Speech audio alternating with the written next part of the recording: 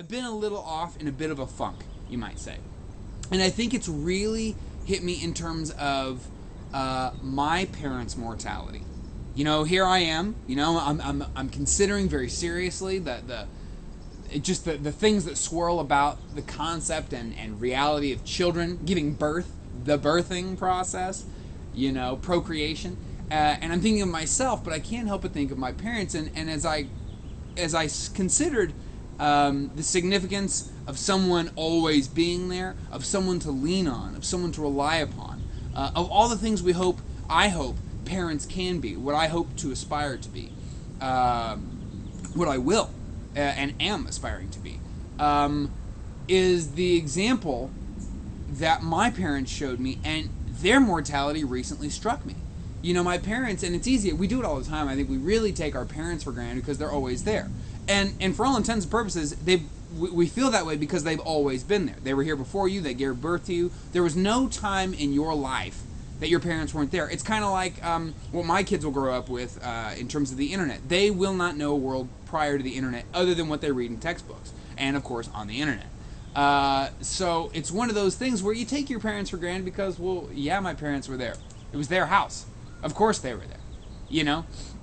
They were hosting the shindig or the holiday or whatever. You just take your parents for granted until, of course, the inevitable death occurs, and you're stricken, and you have these feelings of, well, did I spend enough time with them? Did I do all this? Should I have been a better son or daughter to my parents? And that's a big thing, but that's still keeping it rather intellectual and distant. And I can happily and just easily deal with mortality, time, and life and death in this context. But it really has hit me lately. Like I said, I'm getting into this kind of well-trodden territory, the time, mortality question. I'm getting into this well-trodden territory with an intimacy that I have not really experienced, I think, since I was very young. I actually was on the phone with my folks the other day.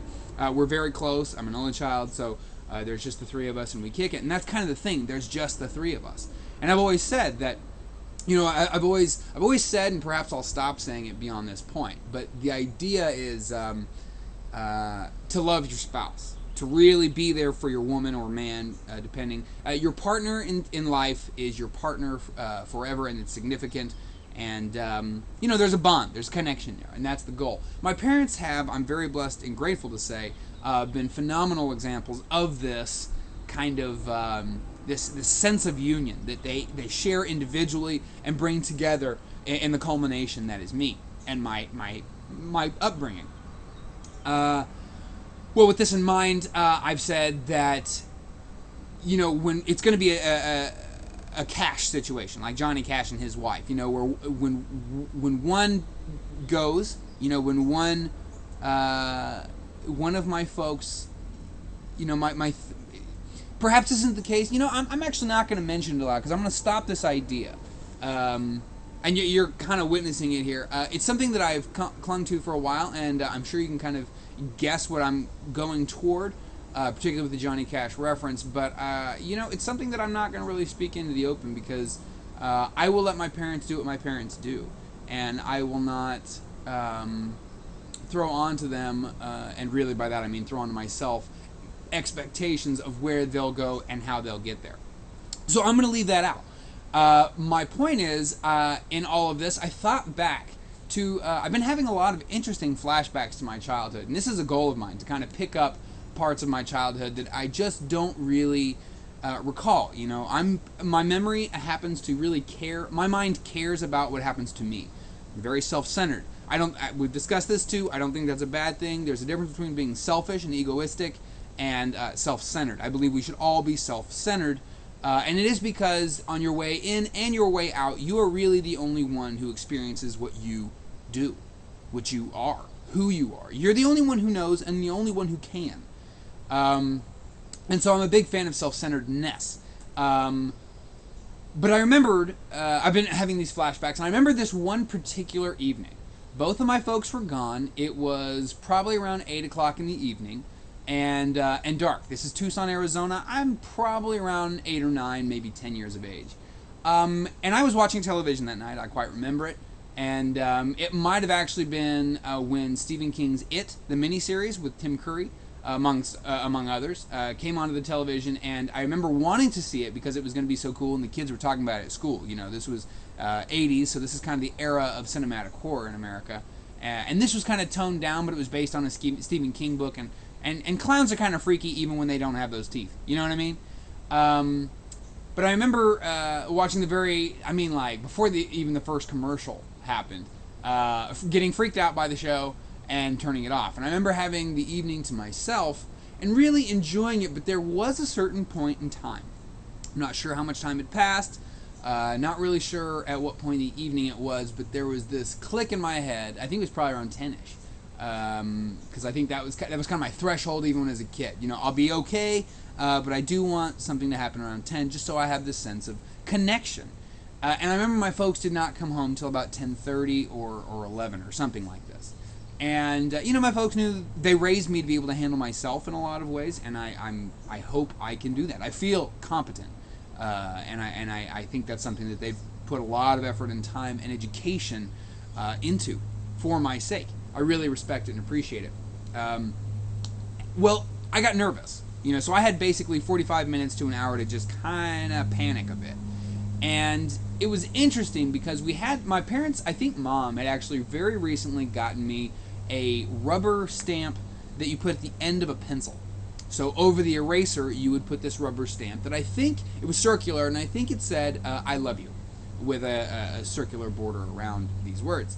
And, or it was something lovey-dovey. I don't know if it was I love you, it could have been like love tub, or, something, I think the word love was in it, and it was certainly lovey-dovey. That was the sentiment. And I remember just going around the house, and my parents and I, by the way, discussed this on the phone. So, this is not secretive. My parents and I have discussed this particular event very recently. And the thing is, I took this pencil that had on the end of it a stamp, red ink, I remember this, and I had my ink pad. And I went around the house, specifically through the hallway, and I just stamped all the walls in the hall. I'm a pretty relaxed guy. I try to make sense. I try to be rational. I don't seem to be brash to you, do I? And this was an interesting move for a kid who was pretty self-assured at the time, relatively quiet. That was back before I really decided to speak up. As you can tell, once I opened that, once I cracked that can, there's no putting the lid back on. But I was very quiet at the time, and I think for me it's just an interesting thing to reflect upon. This little kid, this little me, walking through the hall of this house in Arizona, a house that I didn't appreciate because I wanted to be seemingly wealthy like all the other friends. That was before I had a real sense that pretty much every American home is in debt out the wazoo, and it's problematic. In fact, my parents are very wise, I think, to live within their means, they call it. It's very nice. I'm trying to do that myself, and so far so good. Really feel good about it. So I go through this house that I kind of had. The reason I mention all that is because I kind of had this resentment building anyway in my life at that time. I was just kind of resentful for being fat. It seemed like all the other kids could eat Cheetos and get away with it, whereas I had a drop of water and I got bloated. I shouldn't say bloated. Bloated implies air. I got fat. Excuse me.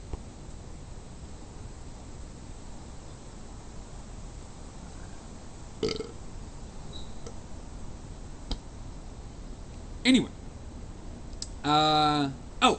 so I remember the feeling that I had going through that house and stamping this I love you stamp in red ink all across these walls that were kind of off-white. And I remember my folks got home, and I remember as I did it not knowing for sure if they would. I thought the reason it was so freaky to me, and this was an interesting way for me to react, is because I think probably for the first time, very, very seriously, considered the idea, the potentiality that my parents might not return home.